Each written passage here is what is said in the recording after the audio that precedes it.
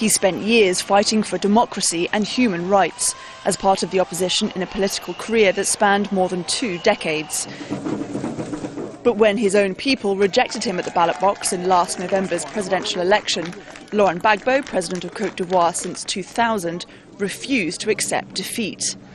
The 66-year-old former history professor is a Christian from the south, and he refused to relinquish power to his rival Alassane Ouattara, a Muslim from the north. Gbagbo beat Ouattara in the first round of the election, but after the second and final round, the country's electoral commission declared Gbagbo the loser and handed victory to Ouattara. However, the country's constitutional court overturned the electoral commission's result, declaring Gbagbo the winner. The political stalemate led to months of diplomatic pressure, including sanctions to get Gbagbo to stand down. But Gbagbo refused. He claimed victory and accused the country's former colonial master, France, and the West of conspiring to throw him out, so that they could control the West African nation's vast natural resources.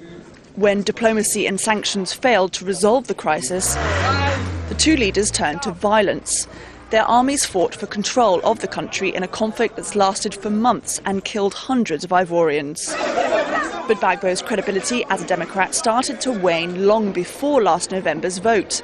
His legal mandate as president ran out in 2005, but for 5 years he refused to hold elections. He cancelled planned votes, saying the country wasn't ready. The 2010 poll was supposed to put Côte d'Ivoire back on the path of democracy. The final showdown that ended Gbagbo's rule took place in Abidjan, the country's commercial capital. An ironic end for Gbagbo's political career, as he swept to power following a popular uprising after a disputed election in which he was declared the democratically elected winner. Caroline Malone, Al Jazeera.